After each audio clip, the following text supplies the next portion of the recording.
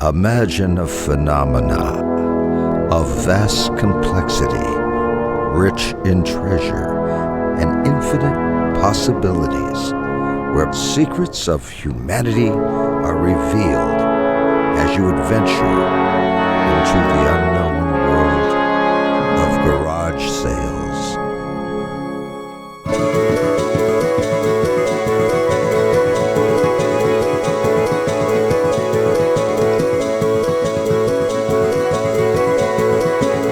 Is really an interesting place. Almost everything in there I've gotten at a garage sale. So my friends will come over and go, I want to do this. And I go, well, then come garage sailing with me.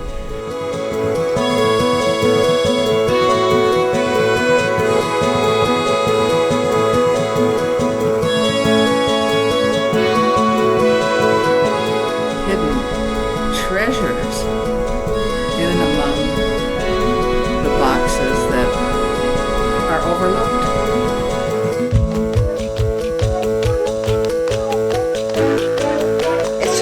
Start getting light, we start taking off the table. Dinner to people already are passing by. We have nothing. 7 o'clock in the morning, we sit early in the morning, 7:15 they go. Put my little 2-year-old in a stroller and walk to this tag sale and I really enjoyed myself. Anybody, you want a Cleveland Browns head? I got 15 different ones right here. Just don't know what's going to happen. It's an adventure. It's not like going through aisle 3 of Kmart where you know that you're going to get toiletries. We're bringing imagination into our life. And I love it. I'm in heaven when I go to these things. Oh my goodness, I've been going to garage sales since I was able to drive a car, I think. Yard sale, come on, come on. I have company come over. It could take me quite a while to go through the house and show them all the stuff that's garage sale. People are amazed. Tape this event. All right. Your trash is someone else's treasure. That's the garage sale motto. Oh, they're crazy. You have to be really careful. The way people park and the way they drive and pull up and open the door and get out, don't look. They're great for you.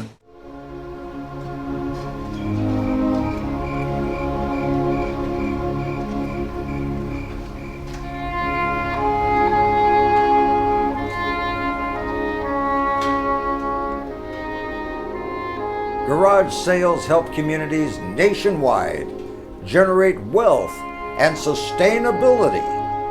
Dreams are made, bills are paid, and you finally meet your neighbor. Our filmmaker Jared Whitham has been capturing garage sales over a decade, giving us a glimpse into this cultural phenomena. Let's watch the last garage sale he was permitted to have at his mother's house. A sale gone out of control.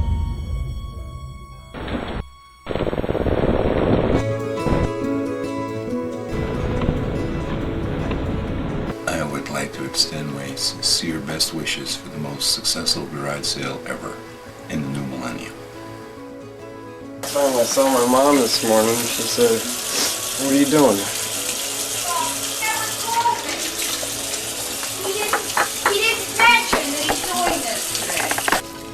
Just a bag of garbage I found.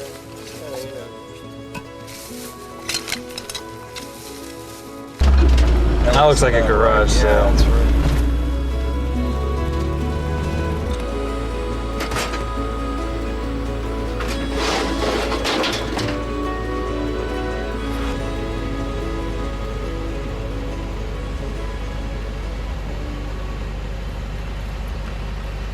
I need you to get back at the garage sale. They're already flooding in. How you doing? You need me to go back? Those people. Okay, you want me to go? Yeah. Okay. I can't get out. I can't get out of the car. Run. All right.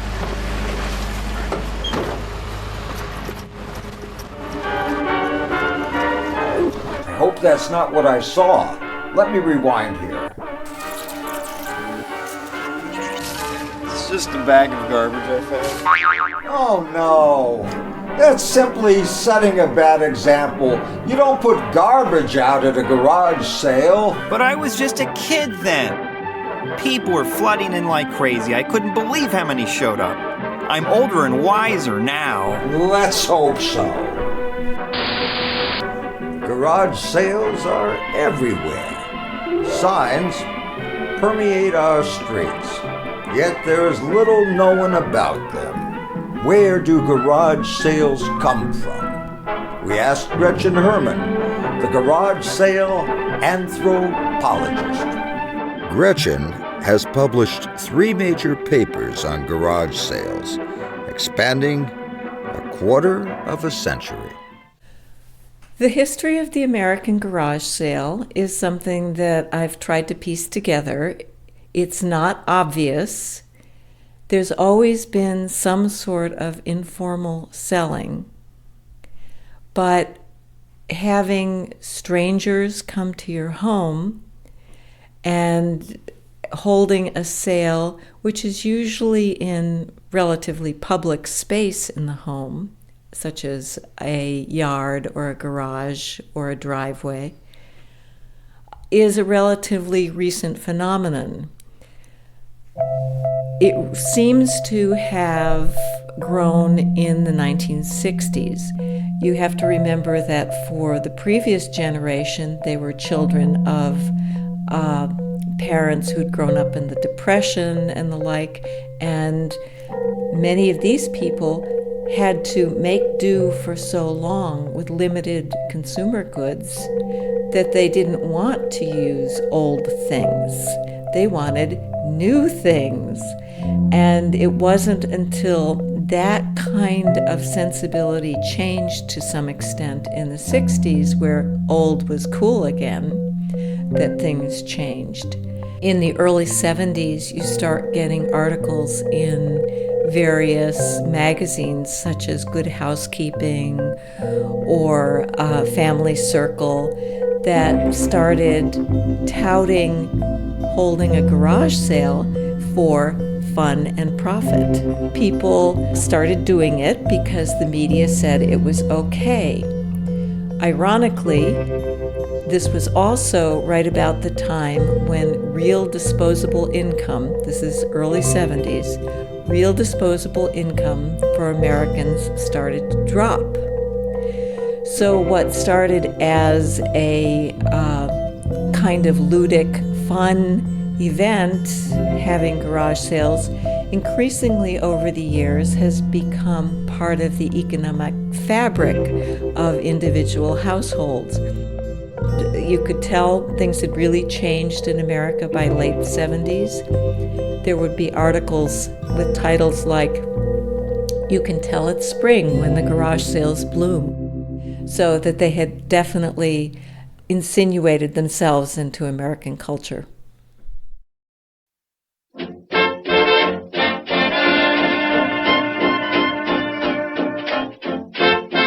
If the developers build the housing developments, then it's the garage sale that brings the community together, sharing stories and simple, common decency.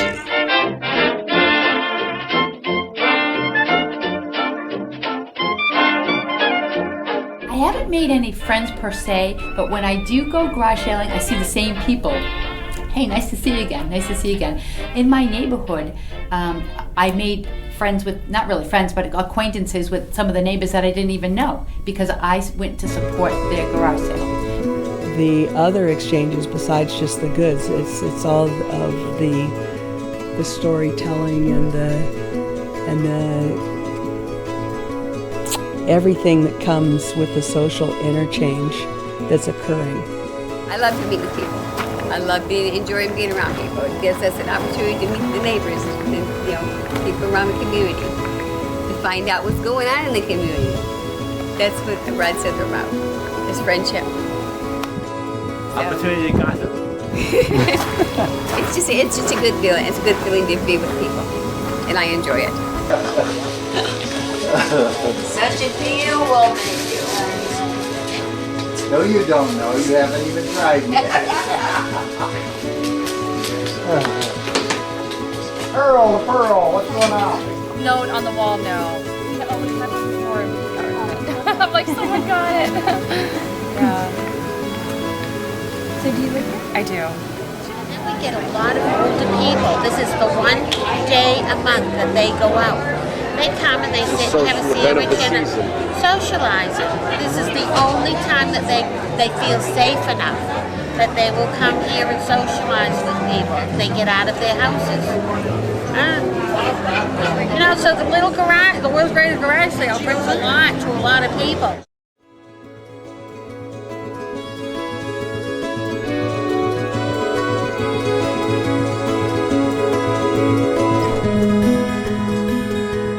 Probably bringing people together that didn't know they lived 3 blocks apart, and they're meeting each other. You know, it's like Sark and the guy and his wife that said hi on the elevator, went down to the street and waited on the corner for a bus, and found out they worked pretty close together, and they did this for several weeks, and then they discovered they were married and had 2 children. So you're sitting there at your garage sale and a whole big slice of humanity comes by, and people in your neighborhood, you get talking with people and meet people, and sometimes you exchange names and phone numbers. You have shared interests. Some of these have been lifelong friends, and they're great people. You make friends, and then you walk up, and within 5 minutes you feel like you've known the person. Buying it, I don't know if it's a mistake or not, because you're gonna have to go to work. Now, anybody who buys something to go to work with. Yeah, I'm gonna have her wash cars, you know. I mean, anybody who buys something to work, I sympathize with, because I don't want to work. I'm too old and moldy. I'll give you to buy some of them books or something, Dave. Anybody, you want a Cleveland Browns hat? About 15 of them. I got 15 different ones right here. I got about 15. No, I have 15 different Cleveland Brown hats right here. Do you really? As we speak. 15 different ones. Matter of fact, I just got the one, the emblem, has a light in it, goes off and on. That one. But see, my prices are different though, because I charge less than dealer costs. You might meet the elderly woman 2 blocks down that you've seen for 3 years just going to her mailbox. You've never spoken to her. You wouldn't do that at Lowe's. You wouldn't necessarily talk to anybody else at Lowe's unless you were trying to buy the same 2x4 or pick up the last circle saw, but you do talk to people at yard sales.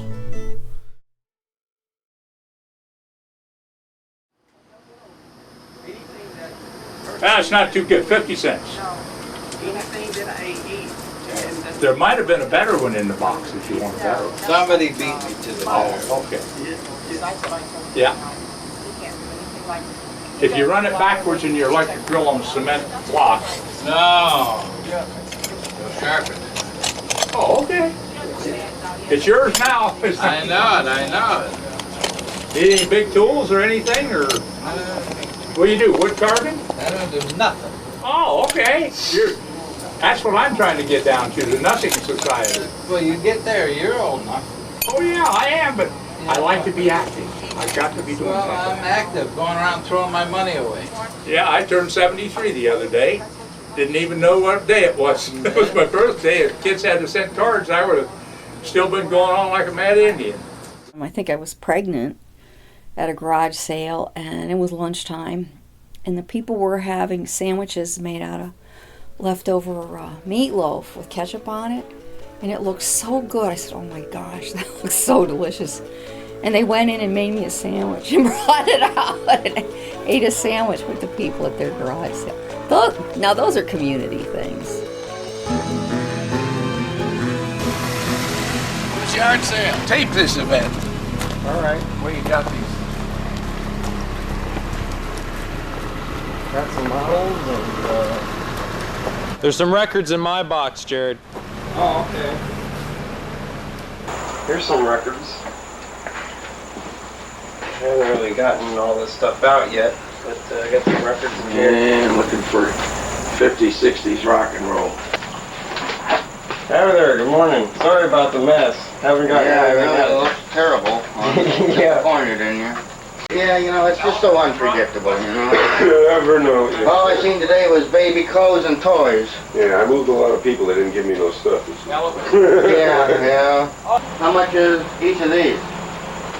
How much you want for that one? These I got. All right. Well, this is, it says 50 cents on there, right? Yeah. Or 250? 50 cents. Well, that was the original price. Yeah, it's kind of beat up. I'll give you $1 for it. It might not even be the Beatles. How about $2? Jeez, man. How about $1.50? $2. All right. I know you want it. All right. Can't believe you made $60. Oh, yeah. You know that way, no dry. Huh? They're not dried? No, dry, no, I never saw that. It's always beautiful when a mother and her son can be united by a garage sale. Well, he'll be united. We'll be united in death. I'm going to kill him. This week on Garage Sale and Garage Sale E. Did you sell the black walnuts?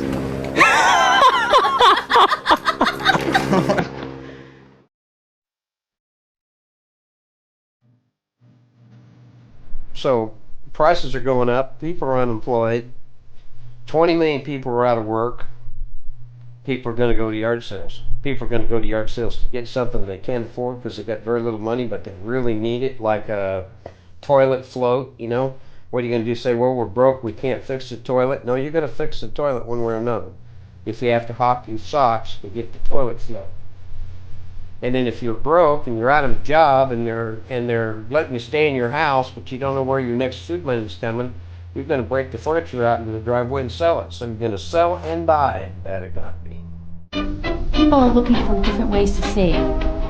Garage selling is the utmost opportunity presented to everyone. It doesn't cost anyone to go there. You can look and you can support the folks who actually are selling the things so that they can also raise money to help themselves.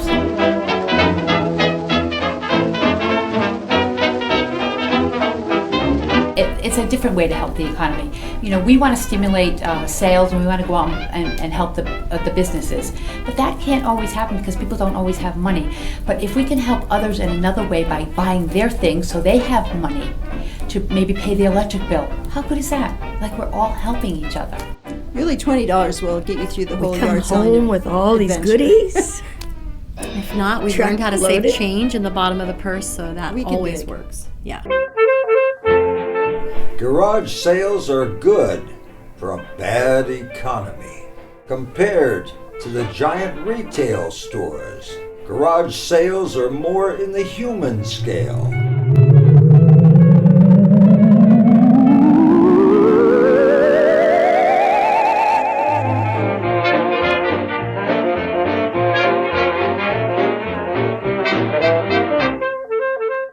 Hello. Hi. This is a very nice garage sale. Thank you. I found this shirt and it's marked $5. This shirt would look great on you. Well, thank you.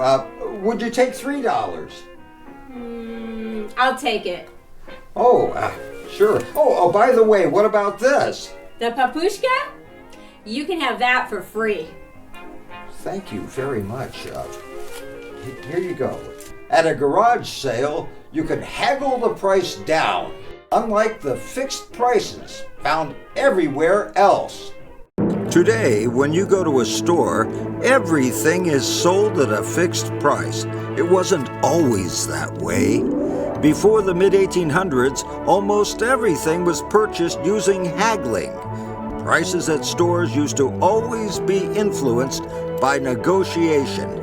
Fixed prices didn't exist until 1833, when Peter Jelmoli opened the Jelmoli department store, a hybrid catalog-based store in Zurich. This made it more friendly for customers. Lesser skilled labor could be employed. Products could be sold at lower fixed price, and more could be sold. However, it was the Americans who made fixed pricing an industry standard. In 1861, John Wanamaker popularized fixed pricing, opening Oak Hall in Philadelphia. John set the pace for Montgomery Ward's, Sears and Roebuck, and others that heralded the age of fixed pricing.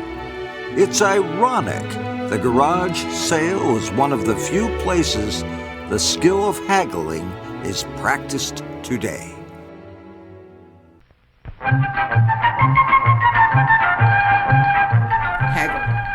Haggle, haggle, haggle. Haggling allows people to engage in the ability to change a price, and that can be empowering for some people, especially the shopper who successfully does it. It's also one of the few places where people in America can engage in negotiating price for small-scale items. How much is this? How much is this? Every time. Some people really like the interactions. Other people hate the interactions. So you have to be careful the way you approach the bargaining in the garage sale. Not that it isn't prevalent, but it's just you have to use kind of a soft touch with it. That means you don't insult people and their goods. That's the primary thing, because after all, you're going to somebody's home and you're looking over their goods and you're basically insulting them if you think it's worth just 2 cents and they have $1 on the price. So you have to handle it in a tactful manner.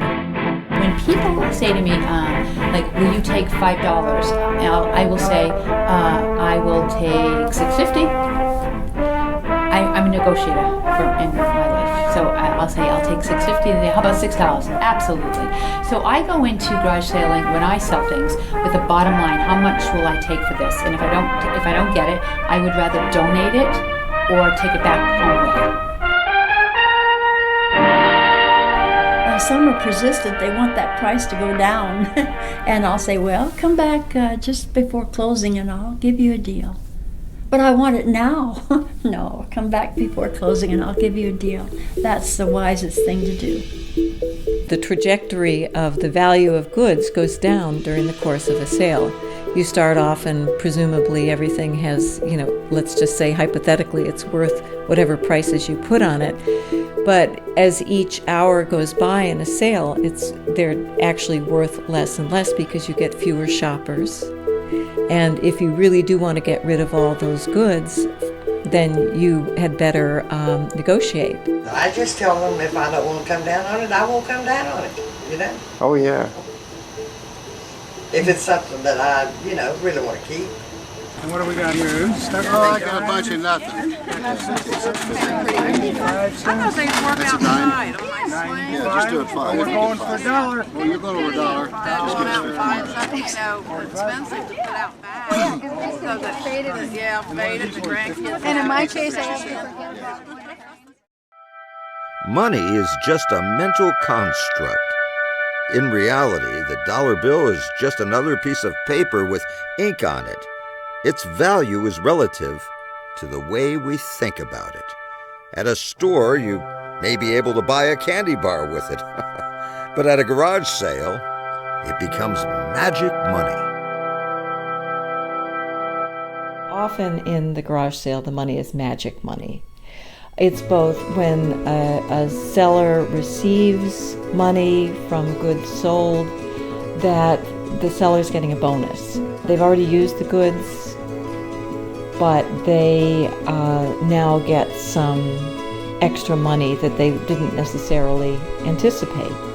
Similarly, shoppers, often they'll just earmark, I'm only taking $20 with me, and I'll see how far that goes, and that's what they'll do for the day. Well, the items that are for sale at a garage sale are very flexible in price. That means that sometimes people can change the price in terms of bargaining with the seller, but it also means that that same $20, which might buy one t-shirt in a retail store, could buy 5 t-shirts and a pair of jeans or something like that at a garage sale, depending upon what they had purchased. So you actually have this same $20 having all kinds of different purchasing power and just plain power, this potency, if you will. One of the phrases that I like to use, it comes from my childhood, it comes from a fairy tale, it comes from Rumpelstiltskin. The phrase, straw into gold, that's how I feel about garage sales. You're taking stuff that you no longer want or other people no longer want, it's lost value to them. You put it out there, somebody else pays money for it. At the end of the day, you have a pot of money that you didn't have. To me, it's turning straw into gold. I just love that. I think that's great. Here, in that attaché case, I'm selling it cheap.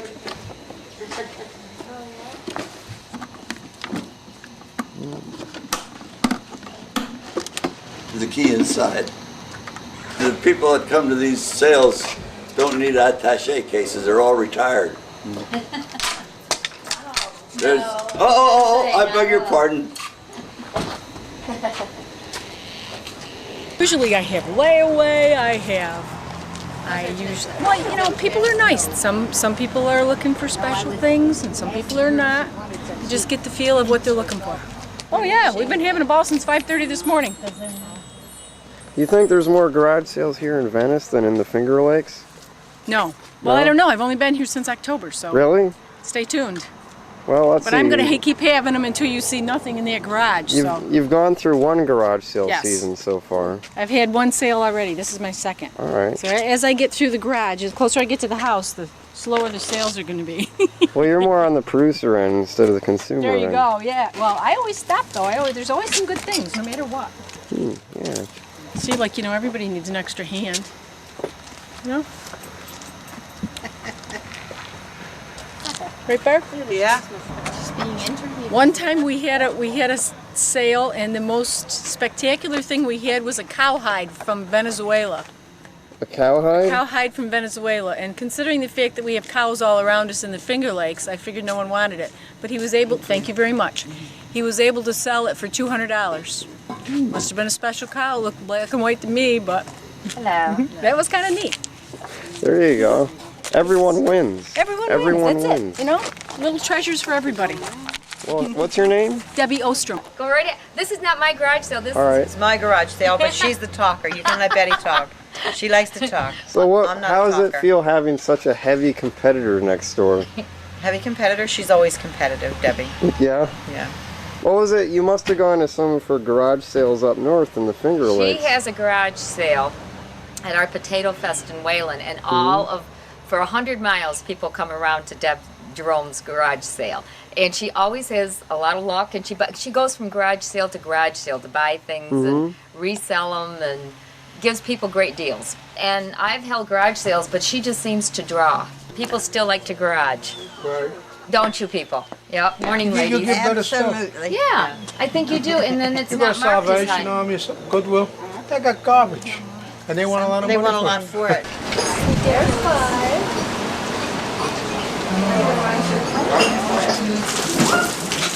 And one of the catastrophes that can happen in Florida at a garage sale, a reindeer. No, I'm just a collector. Just a collector of records. I've seen you before. Yeah. Where at? I don't know, sales. Oh, yeah? Yeah. I don't recall seeing you.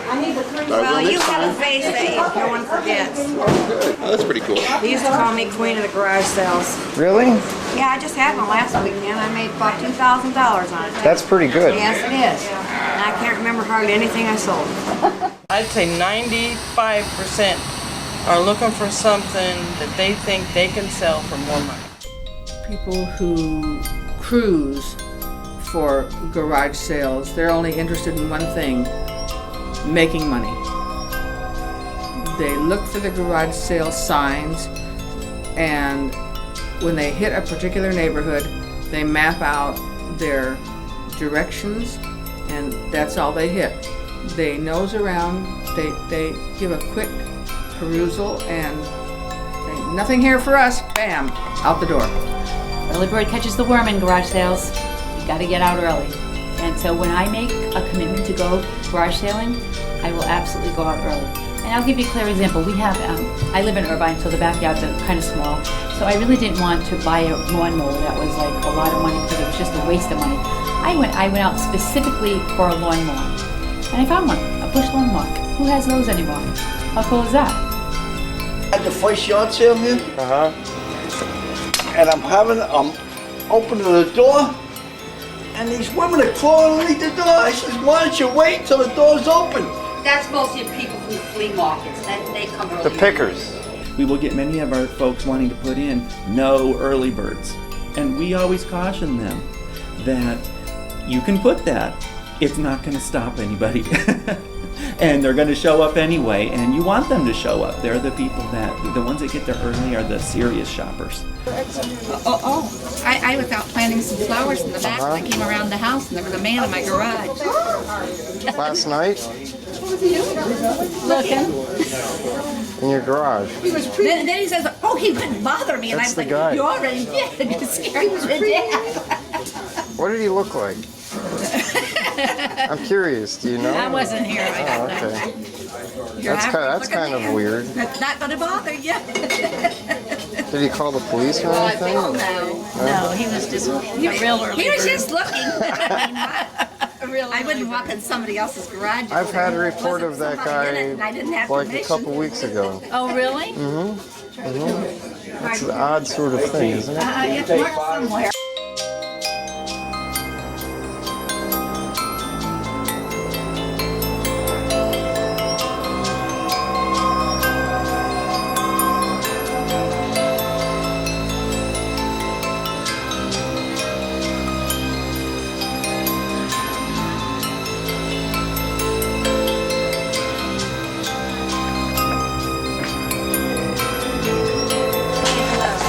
I just want to like have heart failure. Okay.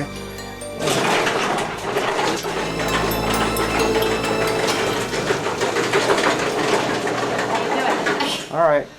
You're early like me. Mm-hmm. Good. Mind if I take a look around? I don't mind at all. Okay, thank you. When I get up, I look since 2:30. I'm an early bird. When I see one that says early, you can count on it. The group that travels the yard sales are a different group. Are you a picker? Yeah, kinda. Yeah, I do a little bit of both. I buy a lot for resale, but I buy a lot that I keep. So I just have fun going around. I pick up some of the coolest stuff. My son, I have a 6-year-old, and he seems to get up in the middle of the night, has a bad dream, comes in, wants to get in bed with us, and that's it. Whenever that happens, once I'm awake, I'm awake. So I got up, it's like, 2:15, and I'm like, well, do I go back to bed? Do I just sit here and get paperwork done? So I did a little paperwork, read the paper, I'm like, okay, I'm out of here.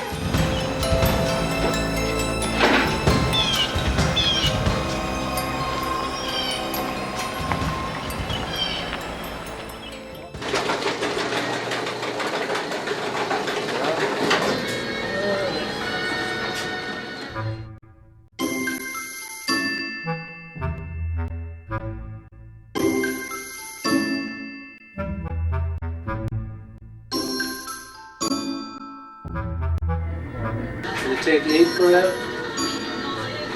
You better go, Ralph, get some more change here. Here comes another early bird. 5 o'clock in the morning. 5 o'clock in the morning? I don't put my signs out in the morning anymore. You know, the night before. Mhm. I wait till I get up, I get it set up, and I put my signs out. Definitely. Because I had them at 5 o'clock in the morning. I said, well, I'm not up yet. I'll be about 30 minutes. Hey, they sat outside and waited. It was supposed to start at 7, and I went out about 6:15 to get set up and kind of just move my stuff out to just outside my garage. And it was a rainy morning, so I walked out there thinking, we might not have a great response. As soon as I opened up my door to go into my garage, I could see through my garage windows. The cul-de-sac was already, people were milling all over the place. So I actually got a late start, even though I was 45 minutes early. Start getting light. We start taking off the table. You know, the people already are passing by. We have nothing. 7 o'clock in the morning. We said Early not in the until 8. morning, 7:15 they come. And like I say, my daughter and I, we're putting out the tables, and here they look, they stop. I said, I'll be darned. They had 1 million people out there. Yeah, they parked up to my Parked all the way down up to here, Thursday and Friday. Today, nobody, because they've all been here. They've all been here. They're all here.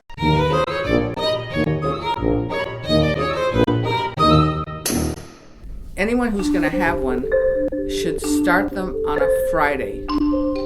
And they should go from Friday until Sunday if they can possibly handle it. Because a lot of people are busy and they need that time to prepare and anticipate and say, Friday, I can do Friday, I just can't do Saturday. People need to organize by departments. You got all the signs and then you merchandise, match up your clothes. What else do we do? You should let me straighten a little bit if you have a minute. Whatever you're going to sell, clean it up to the best of your ability because you're going to get more money for it if it's clean. If it's glassware, china, silver, or clothing, or even books, wipe it up, wash it up, iron it, whatever it is, so you can display it artfully. Don't just throw it in a heap, because you're going to get dollar for dollar more if it's clean and neat. If there's food on the dishes, for heaven's sake, you're not going to get much. We found an old gift box somewhere. We'll put tissue in it and line it, or even a piece of fabric, and we'll put 6 glasses in the box. Doesn't care where it came from. And that box of, let's say, 6 goblets will sell for $10, whereas if you just set them out on the table, 50 cents a piece. Believe me, it works. Even clothing, put it by color. Don't just dump it in a heap. And you're going to get more money, but you have to put in the effort. From the seller's point of view, you got to put in some effort. I opened the door probably before I was ready, and 2 gentlemen grabbed the same thing and got into a fight. Oh. A real fight. He said, no, it was mine. The other guy said, no, it was mine. I just set it down so I could look at this. He says, well, you can't set things down at garage sales. So I was in a dilemma on what to do to, alleviate the situation. So I told them that neither one of them could buy it. And that's my garage sale story. What was the item? It was speaker cable, monster cable for a speaker. How old were they? They were old. Make some clearer signs that you post on the street. Don't take a piece of cardstock, tape it on a telephone pole and expect you'll be able to read it when it's gone wrapping around the pole. And these things are folded in half. They'll have one on this side pointing this way, they'll have one on this side pointing this way, and you're like, got no idea where to go. It's been a week since you had your garage sale. Take it down. Get off your lazy butt. I'm going to talk right to the camera. Get off your lazy butt. And go out there, pick it off the telephone pole. You take it down and throw it away. A bunch of them, pointing all over the place, and you're thinking you're hitting the gold mine. Head down these streets, the thing's probably been over with for months. There's nothing around. Don't be lazy, right? Things like Barbies and Matchbox cars and those kinds of things have come back around, and a lot of people do collecting and all of this.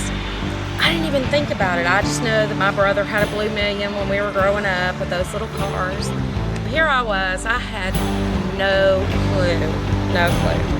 So he came up and he was talking to me, and this was like one of my first sales ever. He goes, well, how much you asking for the Matchbox cars? Now in Tennessee, I never priced a thing. We didn't have to price anything. It was just like, how much is this? And I would just add as I went. We never had to do that. Each one of these little things is priced. But anyway, so he made me an offer. I said, well, actually, I was just going to ask 25 cents a piece for them. And I had a feeling. Oh my gosh. They were like angel. Oh, do you know what you've done? And I said, no. He said, well, they're collectors. They are money. I mean, that was so much money. I mean, just think about it. 25 cents times 50.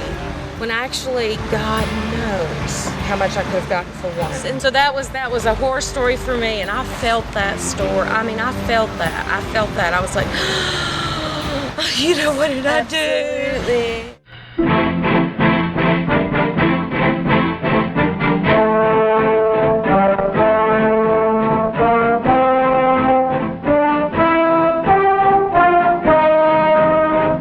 If you are giving a yard sale, you have to understand there are your yard sale prices. Do not ask $10 for anything. That is not a yard sale price. It needs to be, you want to get rid of it, you need to price it down to get rid of it. Quarter, dollar, maybe $5 if it's really cool, unless it's an ash. Or you earn with ashes. Don't ask for anything. Pricing is kind of crucial in some cases because it's really difficult for some people to say, how much is this? How much is this? How much is this? If you are lazy and you don't want to price things, then you just entertain the fact that people are going to always ask you, how much is this and so? For such a complicated system, it is easier to think of it in a cycle. This is Hava. She's helping us with our film today. Hi, Hava. It starts with people gathering at the garage sale. The sale creates gifts and exchange between people. Personal bonds and wealth are gained from the exchange. Communities are created from new relations built between the people at the sale. And then it cycles all over again. The community supports garage sales, and the garage sale supports the community. And 2/3 of the garage sale people are women.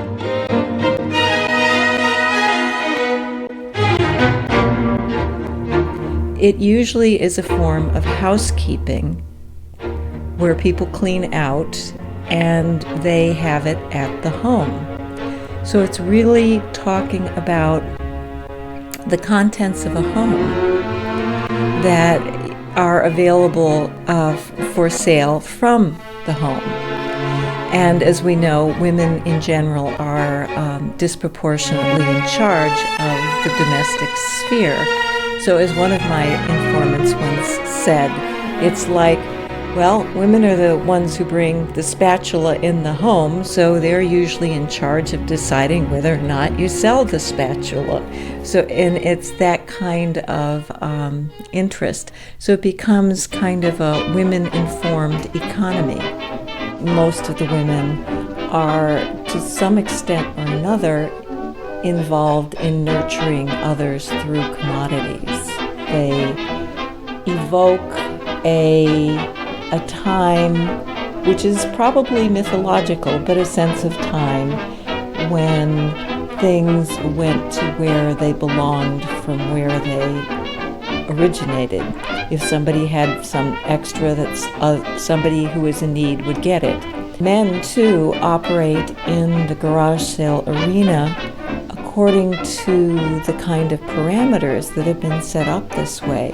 So there's a home-based kind of neighborhood and giving ethos that you can find within the garage sale. Our society, to me, is upside down and backwards. I mean, we've had this big reverence for, say, big cheeses on Wall Street. Big cheeses and huge banking corporations. Those are not the heroes in my book. Turn it upside down and backwards, and the real heroes are the people that don't make debt, that provide for their families one way or another, keep everybody clothed, keep everybody fed. Those are the heroes. And a lot of times it's women keep it all together. I mean, that was the design.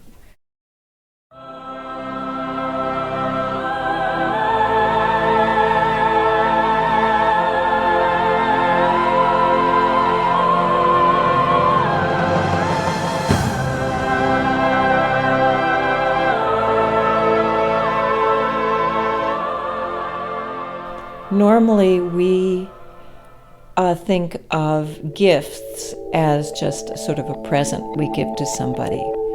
But in sociological and anthropological literature, they talk about it as a little bit more deep and complex. A gift carries something of the giver, so that when you give something, something of yourself is passed along. And there's a bit of almost social stickiness attached to that you're creating a kind of bond between the giver and the receiver. Let me just contrast it with a commodity. A commodity is something that we're very used to when you go to a store and you go to buy printers for an inkjet or something like that. You don't care, it has to be the right brand and it has to be the right number, but one package is going to be the same as another. You call that being fungible. It's like the same thing. In a garage sale, by definition, the things that are traded are not totally fungible. No individual has used them. So when you have this gift kind of thing that gets traded from one person to another in the garage sale, you have, as I said, that kind of social stickiness. There are all kinds of acts of reducing the price and outright giving. They're really liking something and, they don't have that much money. You just make them take it. Just take that. If I had known you wanted that, I'd have given it to you to begin with. Or say a mother with a bunch of little kids and sweet little kids and they're liking something and you can tell that they don't have much money and just give them. I'm trying to do things where these items are better than prices than at the flea market, Or there's some of those things that you wanted in there. Oh, I was just, Pick out what you want, and then I'll make you a real deal. Because they're gonna, What's that? they gotta go. It's like an emotional gift or a spiritual gift. Why do you give stuff away? Because you care about people. You want to help when you can. You have stuff that somebody needs, you have the power to help them. You've got the stuff, they've got the need, you have the power to help them. It's great. You are now a philanthropist. It's great. oh my goodness, sometimes I just give it to them. I mean, it's just at our age, we're trying to get rid of stuff. That's how I sent my daughter to private school. I did yard sales and friends and family, they would donate stuff and donate stuff. What's left here gets divided up for 2 charities and people who need this stuff. If I haven't done anything like on a Saturday, I'll go out, look in garage sales, and then that would be my random act of kindness in just dropping something off to somebody something I found at garage sales. I'm a gift giver, yes. People that need it, I'm there for them, so yes. The family knows that we love to yard sale, so it gets a little tricky at Christmas time because a lot of the family, they don't want something from a yard sale, even if it's brand new with tags on it. They know it's from a yard sale. Yeah, so. It's coming from us. It's from a yard sale. No, not necessarily. Probably. No, I no. just open my closets and put the stuff in the closet. No, we save so much at yard sales. That gives us the opportunity to then be able to go to the Brea Mall. I pay full price and wants to give them more. And I just said, oh, that's too cheap. I'll give you more. I'm just no good at this. And but I needed that tape. Now, my sister and brother-in-law, they're from New York and they live down here 2 months out of the year. They went to a garage sale and bought a boat. Mm-hmm. Now, I'll bet you $10 they buy this house. Really? Yeah, because it's a garage sale. Yeah. Jared? Hello, Phyllis. Good, where are you? I'm in Claremont, California. Sunny Claremont. Oh, good. Well, now let's talk about garbage sales. Garage sales, yes. Garage sales. How do you tie into the garage sale? Have you had a garage sale? Did you go to garage sales when you were young? I've never, I've probably been to 2 garage sales in my life, and that would be because more recent. Mm-hmm. You know, where you just walk past and somebody's having one, and you just go and you walk over and look at stuff. But you see, the fact that I made that, I'm very proud of the CD that I made. Have you seen it? I have. Well, I think I covered all of the necessary, very important things about garbage sales, because a lot of people just throw them together, but there's a very precise way to present them. My customers are my guests. A cup of coffee and a smile go a long way. And a little patience helps too. If kids are old enough to be of real help, fine. Otherwise, they should be at the sitters or at grandma's. Or in the case of Marge's kids, the French Foreign Legion. Now that means having fun while you make the money. And who knows more about turning trash into cash than me? I've been doing it for years. But you know what? It's big business, I found out. Oh yeah, that's right. $2 to $1.5 billion exchange hands at a garage sale every year. My dear, let that get out to the world. And it's a good way to keep your house neat and clean and like a junkyard. Sell the stuff and get a few pennies for it. That's right. I wish you could tell that to my mother. She's... I know. She hates to let go of stuff. So you've only gone to 2 garage sales? You didn't have any garage sales when you were younger? Raising the kids? Well, darling, I didn't have a garage. Oh, you didn't have a garage? No. Yard sale is okay if you had a yard sale. We didn't have a yard. I never heard of garage sales until I got out in the world. There's a lot of them going on to get up to that billion, and I'm all for them. I think they're a way to keep the house neat and clean. And other people who come along and pick up something that they're tired of, and they just love it. When I was first interviewing people, they didn't know why it was important, why garage sales... Talk about $1 billion, and it makes it pretty important. Do you have any words of advice for all of those garage sailors out there? Yes. Be very careful, work very hard with it, and enjoy it. You mentioned keeping stuff clean. That's important. What did you say? When people have garage sales and their stuff's dirty. Oh, no. You must be proud of what you're selling. We don't use it to get rid of garbage. Well, I have to run now. Okay, well, Phyllis, thank you very much for your time. And good luck with your whole project. I think it's a great idea. Thank you, Phyllis. Okay, bye-bye. Bye-bye. Bye.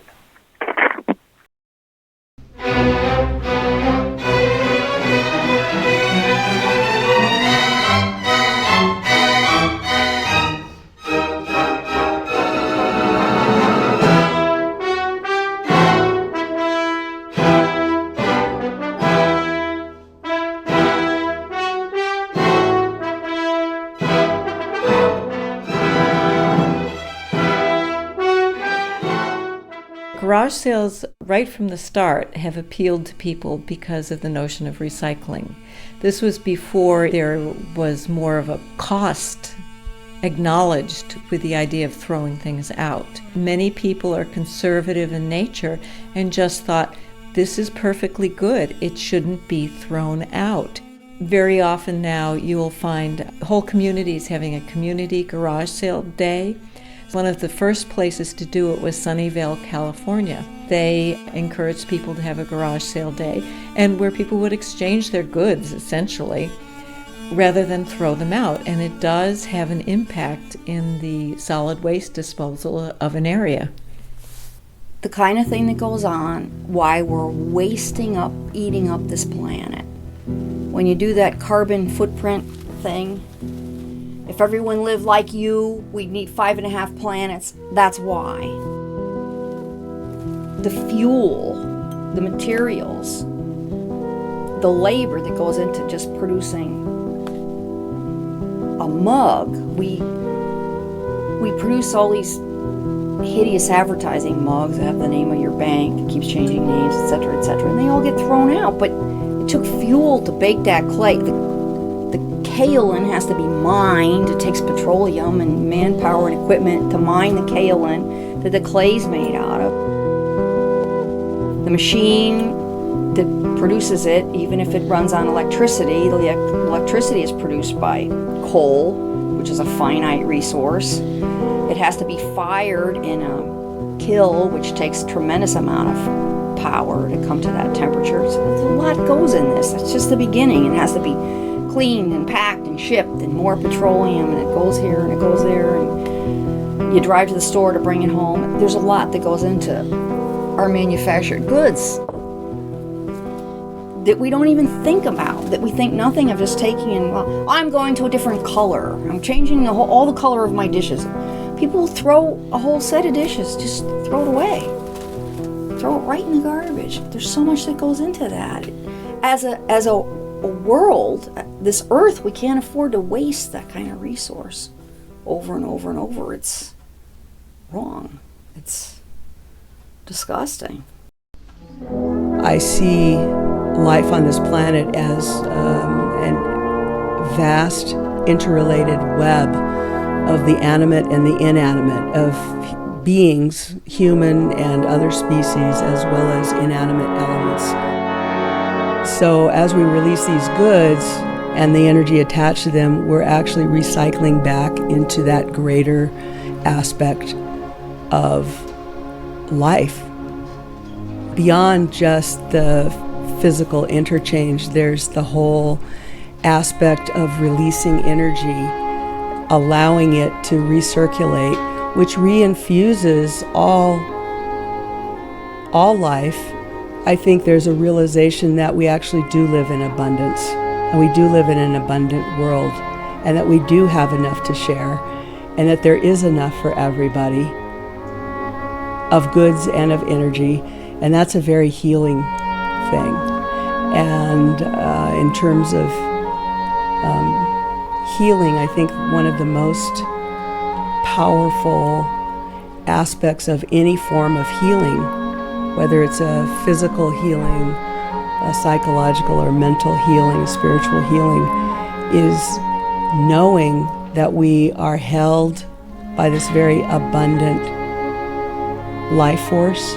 I think as we recognize that we can release these goods from our hands, we're actually in some way paying honor to that concept of recognizing we have enough, and we have enough to share. And that to me gives me great hope and great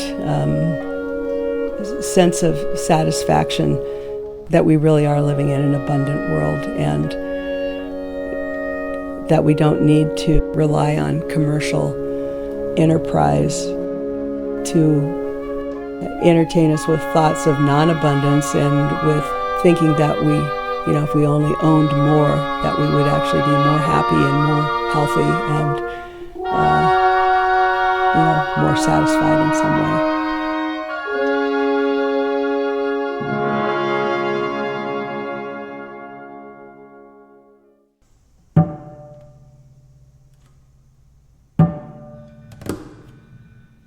I saw the worst crap of my generation displayed in yards, tossed hysterically into unruly piles, and picked over by ex-urban pickers, dragging themselves through gentrified streets on weekend mornings, looking for a resellable item to place on the altar of eBay, or drag into an unknown flea market in hopes that someone else could take it into their home and have it become part of their life.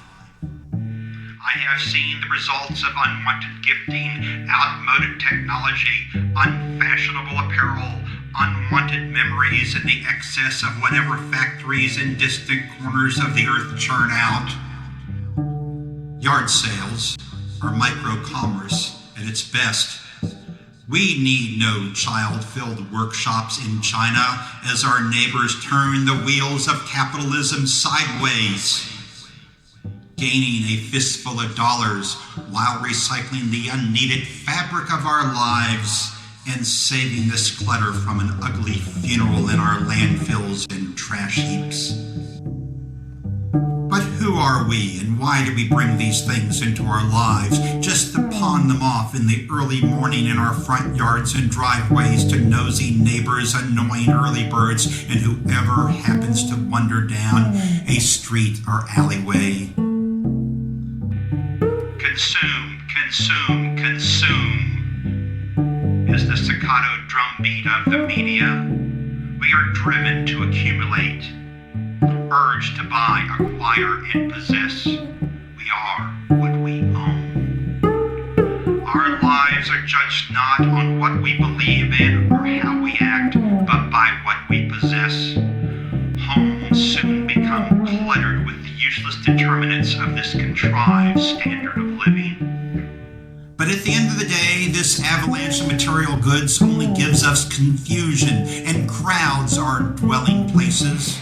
So, out to the lawns and driveways with it, out books unread, out music unlistened to, out clothing no longer in style, out kitchenwares too troublesome to use, out redundant electronics, out sporting goods that only lead to injuries, out oversized candles, out instruments we never learned to play, out disassembled ceiling fans, out toys children now find boring, out Beanie Babies that you believe could be your retirement portfolio.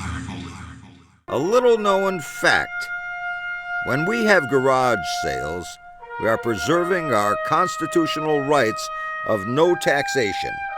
There is no federal government regulations at garage sales.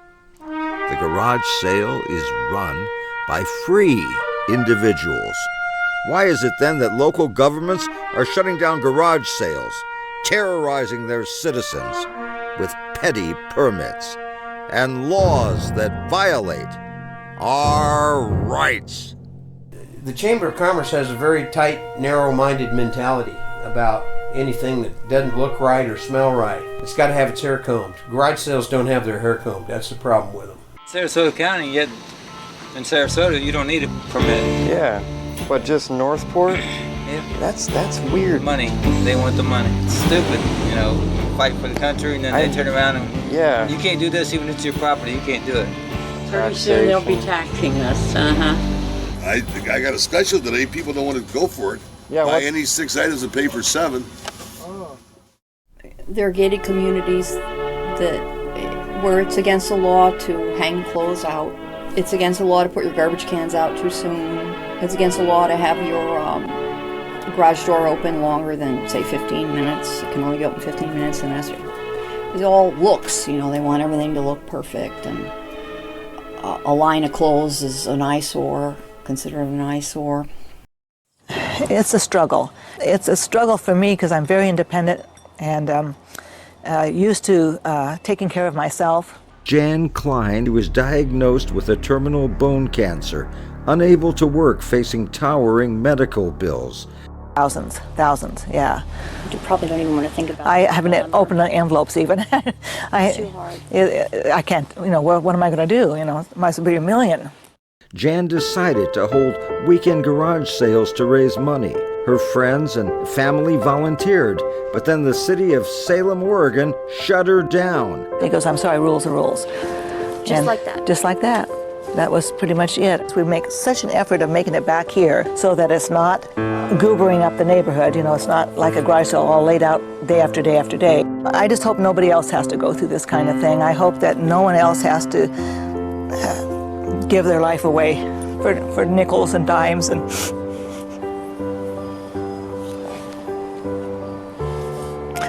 then be told they can't even do that.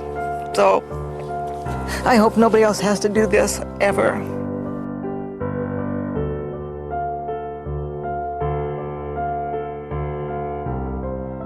There are some cities that require a license to have a garage sale, and I don't think that's a good idea. In this age of everything being done over the internet, even social activities being done over the internet, you don't have a lot of opportunities just to talk to your neighbors and things like that. And even for the garage sale I just had, I'm one of those people who comes to my house, stays in my house, sleeps, gets up the next morning, goes to work. I don't interact with my neighbors a lot.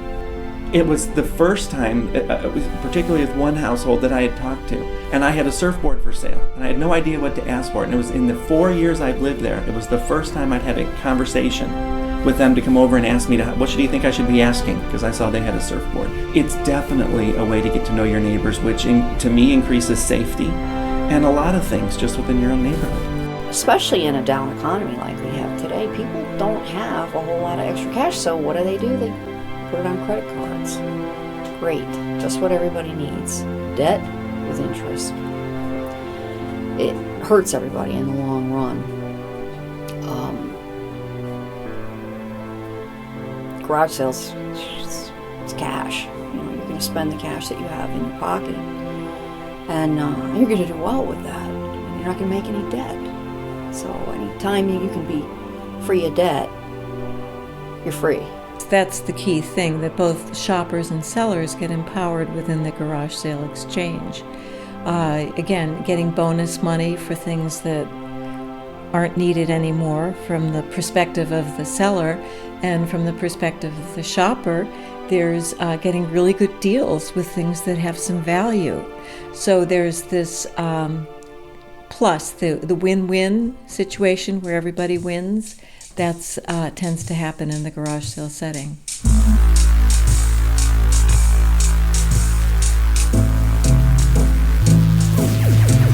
Well, the law with garage sales and whether or not that income is taxable, the short answer is generally it's not, because the items that are being sold for less than what the buyer originally paid for them. There are exceptions.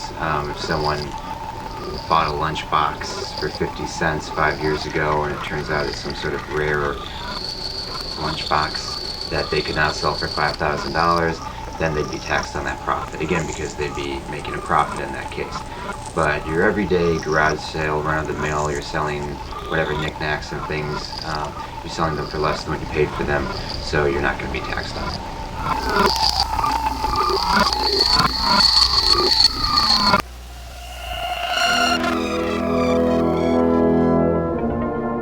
Garage sales are a strange, mysterious, unpredictable phenomenon. When tracing garage sale interactions, chaotic, hyperdimensional patterns emerge. It might be a good place to look for a wormhole.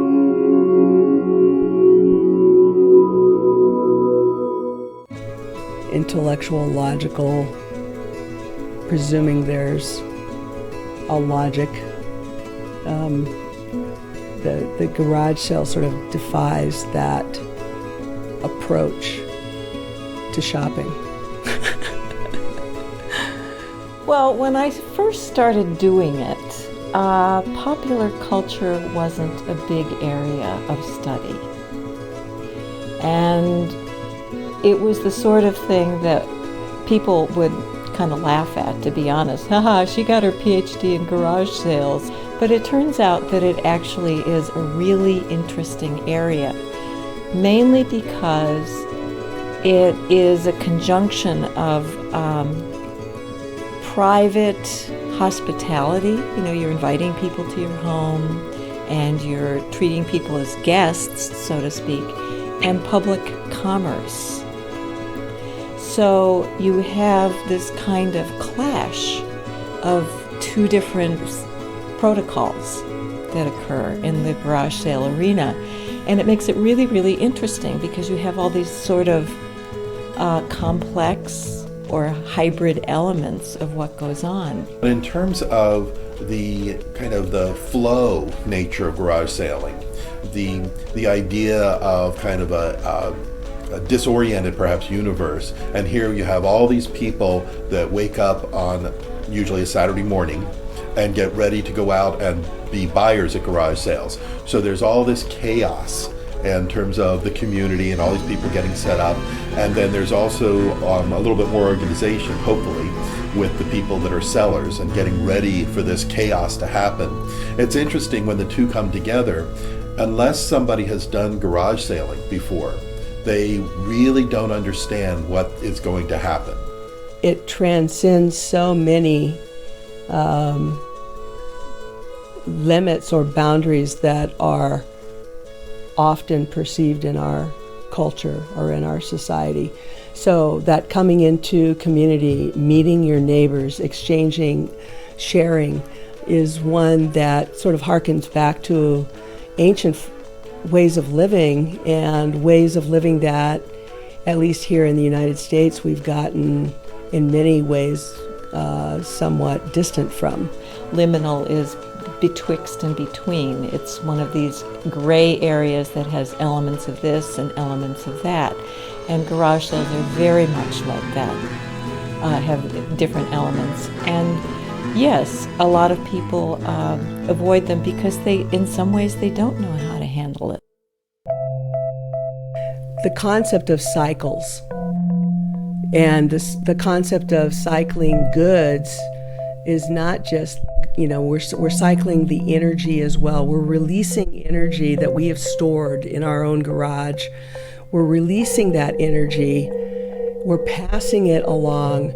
We're taking it out of storage where it was sort of dead and cooped up. We're releasing that energy, and as we release it, there's a synergistic effect with whoever the recipient is that just continues the cycles of life. Jared Whitham, artist, filmmaker, and author of the fictional novel Garage Sale. He documented hundreds of hours of video, transforming garage sales into paintings, exhibited in numerous art shows. In Newark, he built an entire house and garage as a performance art installation, broadcasting the Garage Sale Channel live. Jared Whitham, what is garage sale art? Well, I'm not the first artist to make garage sale art. Martha Rosler was the first person to do that, and she's most recently known for her big garage sales show at the MoMA in New York. I think garage sales attract artists because it puts the value of things and human relations in question, and it's a real creative domain in America. What is the garage sale novel all about? The garage sale novel is a science fiction set in a small retirement town. Mystery unfolds when a senior citizen strangely disappears at an early morning garage sale. I plan on making this into a feature film in the future. Wow, amazing. Can I see that t-shirt? I love it. Oh, yeah. Where can I get one? Oh, you should ask. I brought one for you. This is a surprise. Here you go. Oh, boy. And they're for sale, and each one that sells helps support garage sale awareness. Thanks for sharing this, Mr. Whitham. I really like that. Well, it's an honor being here. Thank you for having me. And now, back to our film. Well, Jared, I'll be quite frank with you, the most interesting guy we've met here today.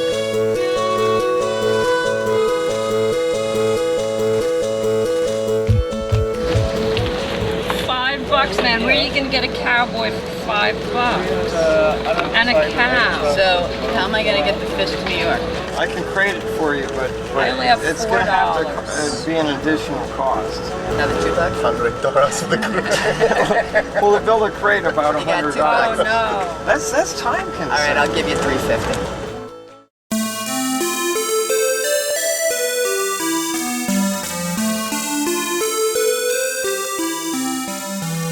What will garage sales be like in the future?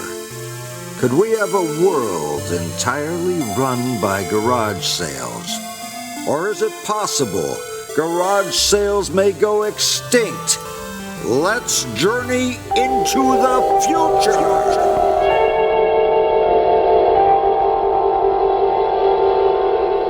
In terms of the garage sale continuing, I sincerely hope it does. Locally, there's been a little bit of a downturn with them, although it's hard to tell exactly.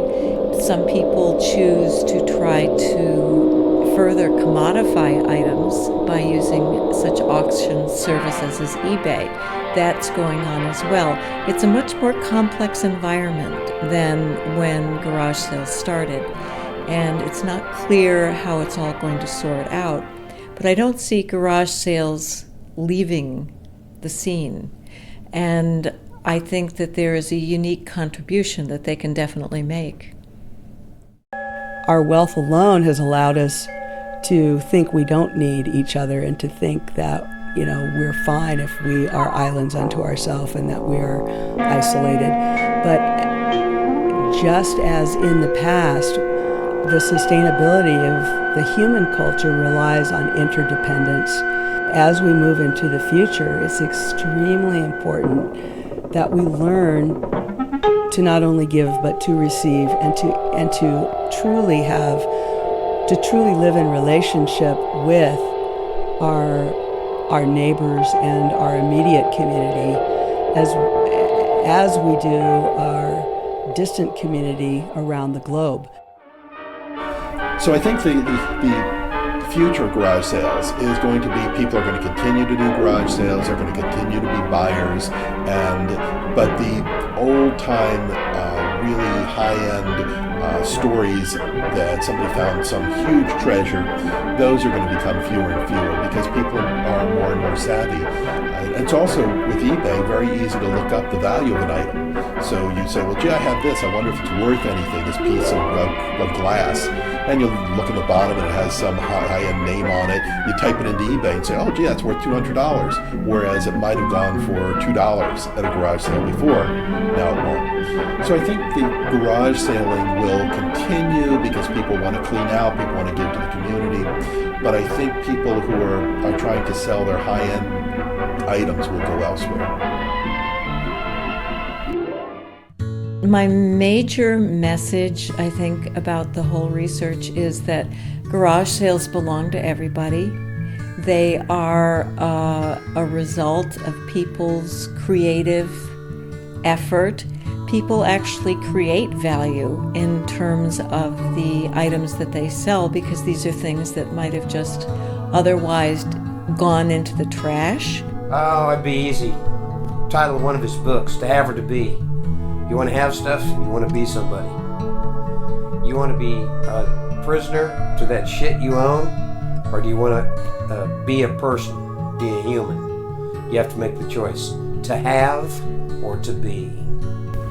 I love garage selling. You should go to garage sales because you will benefit from garage sales. Everybody can benefit from a garage sale. Win-win all the way around. You can have a garage sale and you can go to garage sale to help the other people.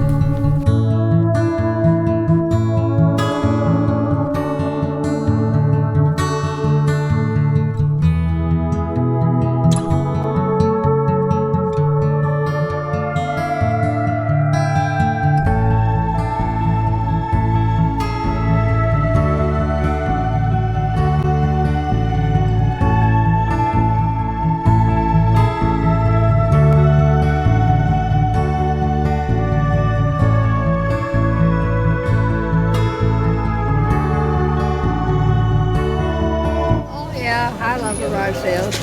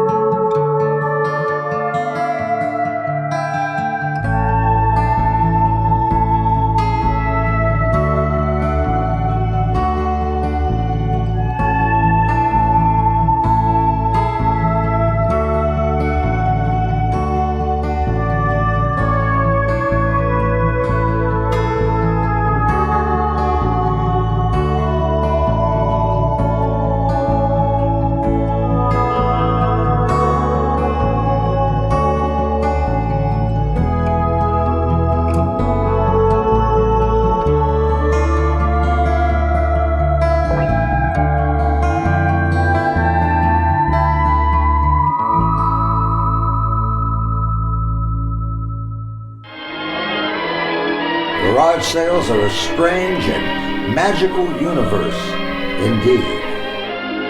I hope after watching this film, garage sales will have a much deeper meaning for you. This is the Chickster signing off. Happy garage sailing to you.